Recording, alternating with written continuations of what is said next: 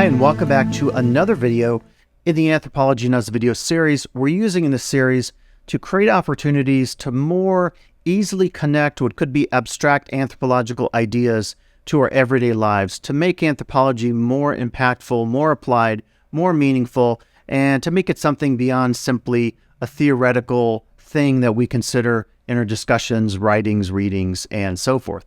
So today we're talking about subsistence. And if I want to start with subsistence, which by the way refers to ways of making a living in the world, how we work, how we eat, how we go about basically providing basic sustenance and nourishment for ourselves. And if I wanted to do this, I could take my lunch pail here, which I bring to work every day, and I could open this up. I'm not going to do it now, but I could do this, and I could do a cultural analysis of what I'm eating. And in fact, you could do this for all the food that you eat throughout your day, whether you're going to a restaurant, food that you might have with friends or relatives during a gathering or a night out on the town, versus food you eat in your office or breakfast that you might have in the morning or a snack at night that maybe is more functional and lacks maybe levels of meaning that we attribute to food that we have in other contexts. So as we think about subsistence this week, we're going to do a lot more than just look at the food that we take to work. We're actually going to ask critical questions like, is the food that we're eating good for us? What kind of nutritional value does it have? We're going to ask questions about what impacts does the food production system that we live in and that we consume and abide by, if you will, what impacts does that have on the environment? How do you feel about a form of subsistence that maybe you don't see the end effects or byproducts or waste of, but you just consume without thinking? One of the goals in anthropology is to think more critically and to perform intellectual self-defense. And as we think about subsistence this time, we're going to be encouraged to look very critically at some of the stuff we do and actually come to terms with it. One of the things that's a little different in social sciences maybe than other broad fields of study is that we sometimes make policy suggestions about the world. And this is what we call applied anthropology. And this whole series is geared at taking applications from anthropology to the everyday world of our everyday intimate lives. Well, one of the things we often do is we will find something, a food practice, and say, that's not really good for the environment. That's kind of a problem. Can we have a conversation about that? That's not always good for people. We live in a society, if you're from the US or another part of the world, you can ask some questions about how much you're encouraged to think critically about the world. Do people encourage you in your everyday life to ask questions about your subsistence, your consumption patterns, which refers to the ways that you, say, buy things and purchase things and find shelter and all this kind of stuff that hunter-gatherers have thought about and continue to think about in very diverse environments, maybe different from ours, but really that contrasts with how we live today in a capitalist consumer society. I shouldn't assume we all live in a capitalist consumer society, and one of the things I want you to do in this class is to often share practices that you experience that are different from the norm when we speak of something like the norm here in a capitalist consumer society. For example, as we talk about subsistence this week, one of the questions I'll encourage you to ask yourself is, have you ever participated in subsistence practices that are different from others? If so, what were they like, and what would it take for you to convince others maybe to change how they live their lives?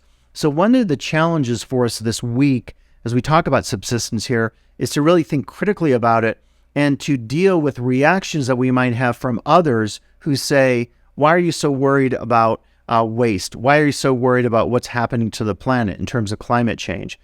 One concern there with the Anthropocene, which is sort of that era of human impact on the environment that we'll talk about at the very end of the class, leading us into our final video on social change in this video series. One of the things we have to talk about is if we don't do something now, likely it's too late. And it might already be too late, but if we make meaningful reductions in our consumption patterns, if we change our approach to subsistence, it might be healthier for our bodies, for our minds, and also for all the other species out there. By all means, in thinking about subsistence this week, we want to think very critically about interfacing with other environments, other ecosystems, other species besides humans. And that's one of the real concerns of looking at the human impact on the environment and other species this week and also into our later weeks in this class. Anthropology is the study of humanity, and at the heart of this field is the study of subsistence.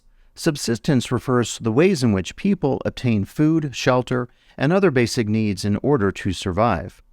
Subsistence practices are shaped by a variety of factors, including geography, climate, culture, and technology. By studying subsistence practices, anthropologists can gain insights into the ways in which different societies adapt to their environments and create sustainable ways of life. One of the reasons subsistence is so important in anthropology is because it provides a window into the economic and social structures of different societies. By studying how people obtain food and other resources, we can learn about the ways in which societies are organized, the roles and responsibilities of different members of the community, and the relationships between different social groups. Subsistence is also important in anthropology because it allows us to understand the impact of environmental and economic change on different communities. For example, changes in climate, technology, or political systems can have significant impacts on subsistence practices, which in turn can affect the social and cultural structures of a community. Another reason subsistence is important in anthropology is because it helps us understand the complex interconnections between different aspects of human society. For example, subsistence practices can impact gender roles, social hierarchies, religious practices, among other things. By studying subsistence practices, we can gain a more holistic understanding of human culture and society. In short, subsistence is at the heart of anthropology because it allows us to gain insights into the economic and social structures of different societies, understand the impact of environmental and economic change, and explore the complex interconnections between different aspects of human society. So that will be it today here in our Anthropology and Us video series talking critically about subsistence. I hope you have the encouragement this week to think critically about your food patterns, your consumption patterns, aspects of consumerism or capitalist society that you may want to change, and have conversations with others. Maybe make some meaningful reductions in your life in terms of your carbon footprint that we'll be talking about this week. Whatever those strategies are, this is one of the greatest opportunities in this week to make a direct application of things we learn about in anthropology connected to subsistence to your everyday practices. Maybe it means reducing how many times you drive a week. Maybe it means buying less plastic. Maybe it means something else. Whatever that is for you, let's make that meaningful impact in our lives and the lives of others and have more critical conversations here talking about subsistence.